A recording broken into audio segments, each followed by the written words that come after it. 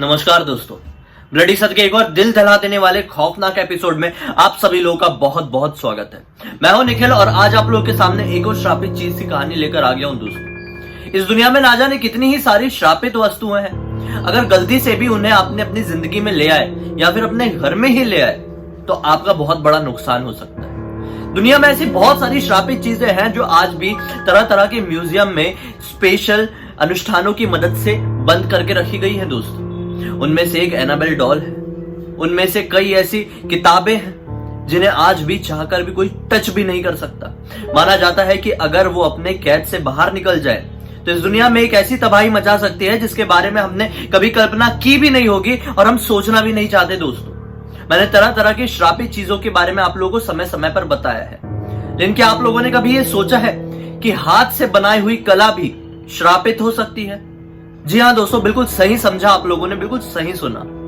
इस दुनिया में ऐसी चीजें भी श्रापित हो सकती है जो इंसानों ने अपनी कला की मदद से बनाए, जैसे कि पेंटिंग, गानों के बारे में तो मैं आप लोगों को पहले भी बता चुका हूं, लेकिन आज मैं आप लोगों को एक ऐसी श्रापित पेंटिंग के बारे में बताने वाला हूं दोस्तों, जिस पेंटिंग को जिस किसी ने भी अपने घर में रखा उसे एक ऐसी मनुष्यत का सामना करना पड़ा, कुछ ऐसा फील करना पड़ा जो वो अपने जीते जागते कभी भी नहीं करना चाहते थे।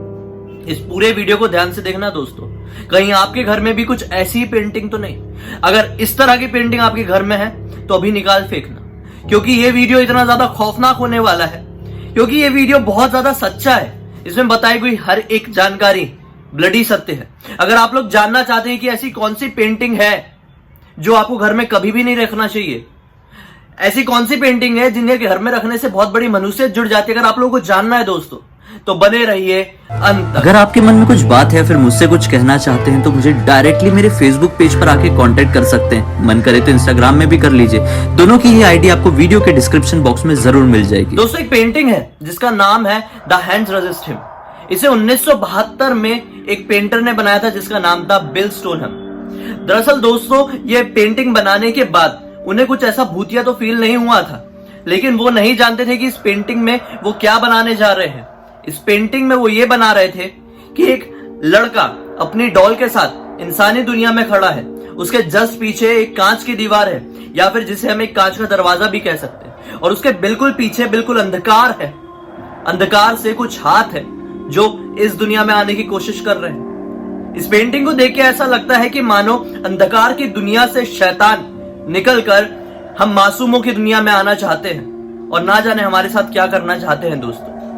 बिल्कुल ये पेंटिंग देखने में तो बहुत ही मामूली सी फील होती है, लेकिन जिन्हें कला की समझ होगी वो ये समझ सकते हैं दोस्तों कि ये पेंटिंग कभी कभी बहुत सारे लोगों के मन में एक बहुत ही अजीब सा डर भी डाल सकती है, जैसा कि मैंने अभी आप लोगों को इस पेंटिंग का मतलब बताया।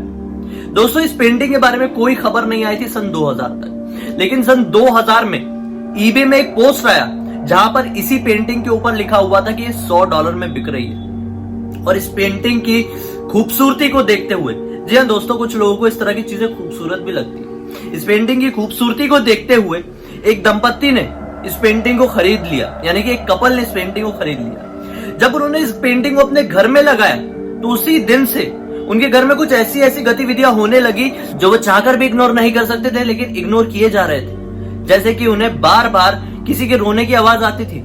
ऐसा लगता था कि कोई बच्चा जोर जोर से रो रहा है, ऐसा लगता था कि कोई बच्ची जोर जोर से चीख रही है। कभी कभी तो घर में गीले जूते के फुटप्रिंट्स दिखाई देते थे। ऐसा लगता था कि कोई बच्चा बाहर से खेल के घर के अंदर आया है। लेकिन हैरान होने वाली बात यह थी कि पेंटिंग के आने से पहले उनके घर में ऐसा कुछ भी उन्हें फील नहीं होता था।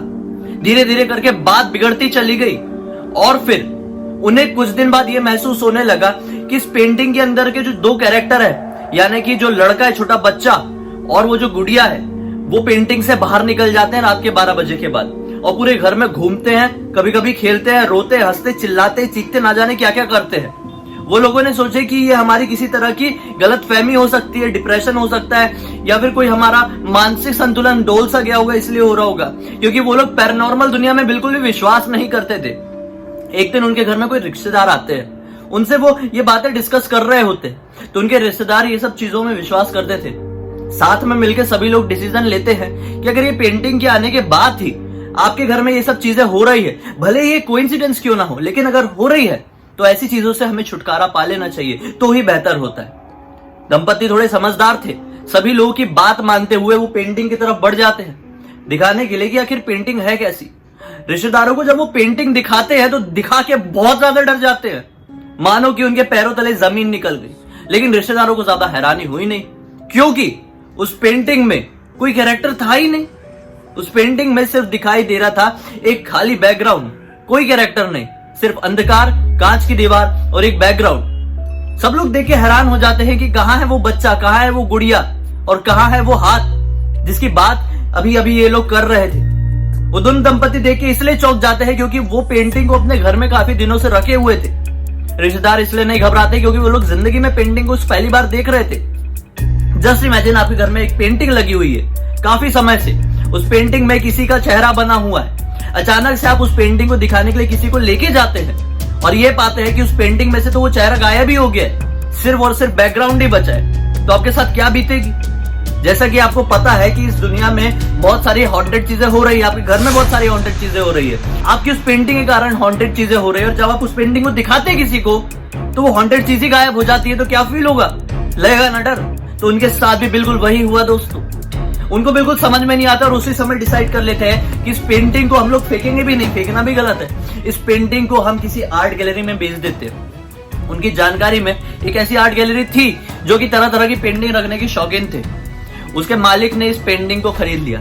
हालांकि वो लोगों ने पेंटिंग को बेचने से पहले सारे किस्से बता दिए थे कि पेंटिंग किस तरह से है, किस तरह से हॉन्टेड है, ये पेंटिंग को घर में रखने के बाद हमारे साथ क्या क्या फील हुआ, कैसे इसमें से कैरेक्टर गायब हो जाते जब किसी को दिखाने लेके जाते हैं। आर्ट गैलरी के मालिक को ये सब चीजें रखने का बहुत ज्यादा शौक था, तरह तरह की चीजें रखने का बहुत ज्यादा शौक था, इसलिए सब कुछ जानने और समझने के बावजूद भी वो इस पेंटिंग को अपनी गैलरी में रख लेता है। लेकिन उसके बाद उसे समझ में आता है कि इस पेंटिंग को रख के उसने अपनी जिंदगी की कितनी बड़ी गलती कर दी है। उसकी जो गैलरी थी एक तरीके से चलना बंद हो जाती है, काम धंधा बिल्कुल ठप पड़ जाता है, दुकान बंद करने की, घर में ताला लगाने की नौबत आ जाती है। तब वो डिसाइड कर लेता है कि ये पेंटिंग सिर्फ शापित नहीं बल्कि एक बहुत ही मनुष्य पेंटिंग है। लेकिन वो अपनी पेंटिंग को छोड़ना भी नहीं चाह रहा था, क्योंकि उस पेंटिंग में कुछ ऐसा था जो दूसरी पेंटिंग में नहीं होता था। वो ये सोचा कि मनुष्य है तो ये पेंटिंग, इसके अंदर की कलाकारी नहीं, इसलिए उसने ये सोचा कि मैं इस पेंटिंग की फोटो खींचता हूं और फिर बड़े से उसमें प्रिंट निकाल लूंगा और फिर इस पेंटिंग को कहीं पे भी फेंक दूंगा। लेकिन जब कभी भी वो फोटो क्लिक करके उस फोटो की प्रिंट निकालने की कोशिश करता था तो प्रिंटर ही हैंग हो जाता था। फिर वो दूसरी किसी फोटो की प्रिंट निकालने की कोशिश करता था तो वो प्रिंट निकल जाता था। लेकिन फिर वापस से उसी पेंटिंग का प्रिंट निकालने की कोशिश करता था तो फिर से हैंग हो जाता था।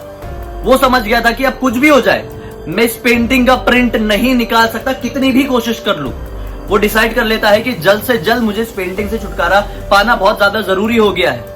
और फिर वो अपनी एक और पहचान की आर्ट गैलरी में उस पेंटिंग को बेच देता है। लेकिन जैसे उस दूसरे आर्ट गैलरी के मालिक के पास वो पेंटिंग पहुंचती है तो वो इस पेंटिंग की मनुष्यत को बहुत अच्छे से समझ जाता है, क्योंकि उसके साथ भी वही सारी चीज हो रही थी जो अब तक लोगों के साथ होती चली आ रही थी। तो उसने आखिर यही किया कि चर्च के एक पादरी की मदद से, उसको एक स्पेशल अनुष्ठान की मदद से कहीं पर सील करके रख दिया। आज की डेट में किसी की भी हिम्मत नहीं है कि वो लिटरली पेंटिंग को छू ले या फिर अपने घर में लगा ले। दोस्तों, अब बात आती है कि आपको किस तरह की पेंटिंग नहीं रखना चाहिए घर में। उम्मीद है कि इस चीज से आपको तो ये समझ में आ ही गया होगा कि ऐसी कोई भी पेंटिंग जो कि अंधकार को दर्शा रही है, बीच में एक कांच की दीवार, आईना या कुछ भी है और बाहर एक मासूम बच्चा या फिर मासूम इंसान खड़ा हुआ अपने किसी खिलौने के साथ या अपने किसी मासूम जानवर के साथ, तो ऐसी पेंटिंग बिल्कुल भी घर पे मत लगाना दोस्तों, क्योंकि इसका सीधा सीधा मतलब ये होता है कि अंधकार की दुनिया कभी भी वो शीशा तोड़ के आपके पास तक पहुंच सकती है, इंसानी दुनिया में पहुंच सकती है और आपको एक ऐसा नुकसान पहुंचा सकती है जिसके बारे में आपने कभी सोचे भी नहीं होंगे दोस्तों। क्योंकि ये छोटी छोटी सी चीजें होती है जो मानो या ना मानो बिल्कुल सच होती है।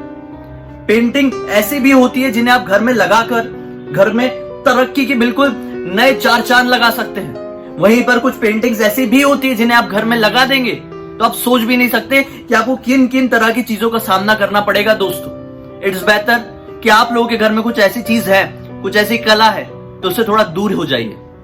उम्मीद है अब तक ये वीडियो देखे हैं तो लाइक कर दिए होंगे, नहीं किए तो कर दीजिए, क्योंकि मैं अपना फर्ज निभा रहा हूं, आप अपना फर्ज निभाइए दोस्तों। पहली बार मुझे देख रहे हैं तो मेरे चैनल को सब्सक्राइब करके बेल आइकन को दबा के ऑल के ऑप्शन में क्लिक करना, क्योंकि इसी तरह के पैरानॉर्मल दुनिया से जुड़े हुए हैरान कर देने वाले वीडियो मैं आप लोगों के पास रोज लेके आता हूं। दोस्तों अगर सब्सक्राइब करके बैठे हो, पुराने हो, तो मेरे इंस्टाग्राम के लिंक इस वीडियो के डिस्क्रिप्शन बॉक्स में, नए हो तो भी आपके लिए है भाई, क्लिक करके डायरेक्टली पहुंच जाना, वहां पे मेरी पर्सनल लाइफ के बारे में भी आपको जानकारी मिल सकती है। कोशिश करो, हम लोग जुड़े रहेंगे, दोस्ती बना के रहेंगे और वक्त मिलेगा तो बात भी करते रहेंगे। चलो दोस्तों, मन नहीं है तो कोई बात नहीं, सब्सक्राइब करके यहीं पे रुकना। हम कल यहीं पे फिर से एक और कमाल के वीडियो के साथ मिलेंगे। तब तक के लिए बहुत बहुत धन्यवाद।